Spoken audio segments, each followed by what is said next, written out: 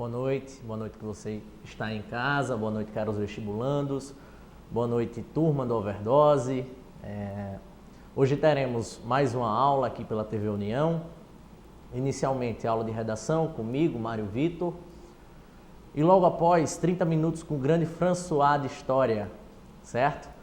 Hoje veremos especificamente o gênero dissertação argumentativa, que com certeza estará no dia 4 de novembro na sua prova do Enem. Vamos para a aula. Pessoal, a dissertação argumentativa é um texto com estrutura tradicional, certo? O que isso quer dizer, professor? No seu texto, você terá inicialmente a tese, logo após a tese, você terá a argumentação ou desenvolvimento e, por fim, a conclusão, ok? Na sua tese, que é o mesmo que introdução do seu texto, você obrigatoriamente tem que contextualizar a temática, certo?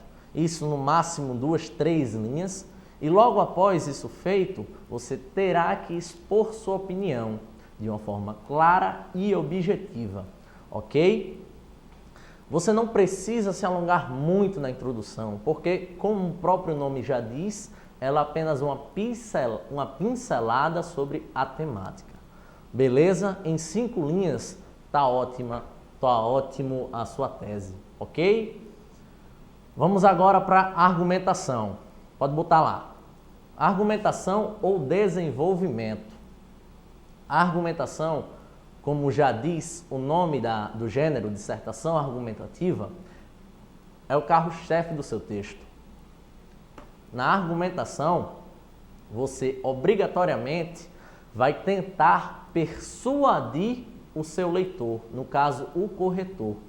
De que forma, professor, se faz isso? Já já a gente vai ver de uma forma mais clara, mas dividindo ela em prova concreta e análise crítica. Beleza? Vamos de novo para a aula. Por fim, teremos a conclusão do seu texto. Pessoal, a dissertação, olhe em mim, a dissertação, ela obrigatoriamente trabalha com uma problemática na sociedade, certo? Por causa disso, ela pede para que no fim do texto você faça uma proposta de intervenção social solucionando essa problemática. É por isso que na conclusão do seu texto, você, além de retomar a sua tese, terá que fazer uma solução-hipótese. Solução-hipótese consiste numa proposta de intervenção social. Ok? Para a sua solução-hipótese ganhar concretude, sempre faça uma prova concreta. Um exemplo de um outro país em que o caso funcione, um exemplo com um dado, isso da forma que você achar melhor. Beleza? Olhe em mim. Agora veremos como fazer a argumentação, certo? Dividiremos ela em prova concreta e análise crítica. Vamos lá. O seu parágrafo argumentativo tem que ter, obrigatoriamente, 10 linhas. Professor, posso variar com 9, com 8, com 11? Pode, mas se você fizer um parágrafo de 10 e um outro de 10, melhor ainda para o seu texto, melhor ainda para a sua estética do texto, ok? E o parágrafo argumentativo, como eu já disse, as 10 linhas, tem que ter no seu início, em 3, no máximo 3,5, a prova concreta. No que consiste a prova concreta? Consiste na apresentação de um exemplo, de um dado estatístico, de um fato real, de um discurso de autoridade, da história, da geografia, da biologia, da física, de filmes, novelas, livros, seriados e qualquer tipo de ficção. Olhe em mim. Pessoal, sempre na sua argumentação, tente trazer uma prova concreta. De que maneira, professor? Se você for trabalhar com um dado estatístico, traga. Segundo revista Veja, no mês de setembro de 2012, tantos por cento da população brasileira é viciada no crack, certo? Tantas milhões de pessoas já consumiram drogas. Isso aí depende muito da sua escolha. Se for dado estatístico, dessa maneira.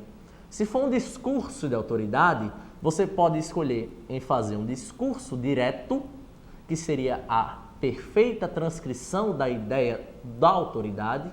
Que autoridade, professor? Você pode pegar um Clóvis Rossi da vida, um Alia Luft, um Roberto Pompeu Toledo e etc. Certo? E pode fazer um discurso indireto, que seria a apresentação apenas da ideia dessa autoridade, podendo você trabalhar com essa ideia. De que maneira? Adaptando ela à sua visão.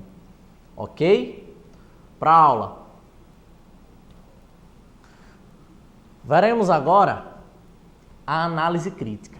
Análise crítica, turma, é o carro-chefe do seu texto. Na dissertação argumentativa e qualquer gênero argumentativo, exceto na carta, a sua argumentação vale 6 pontos. A sua análise crítica vale mais ou menos de 5 a 5,5.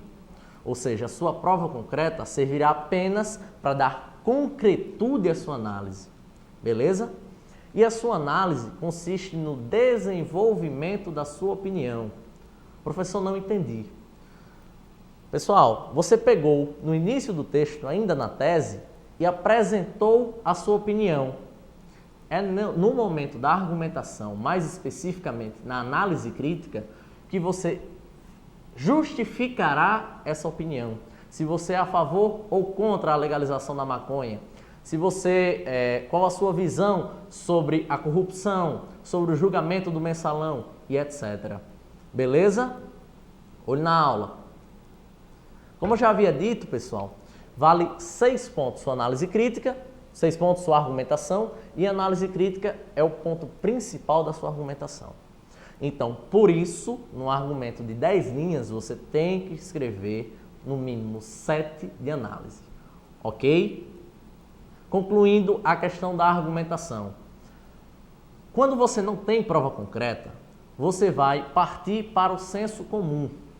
O senso comum consiste numa prática real ou não que ocorre na sociedade. Por exemplo, você pode dizer que no Brasil existem milhões de pessoas viciadas na maconha, ok? Isso é uma realidade, só que eu não tenho algo que comprove isso. Mas o senso comum pode estar errado. Olhe em mim.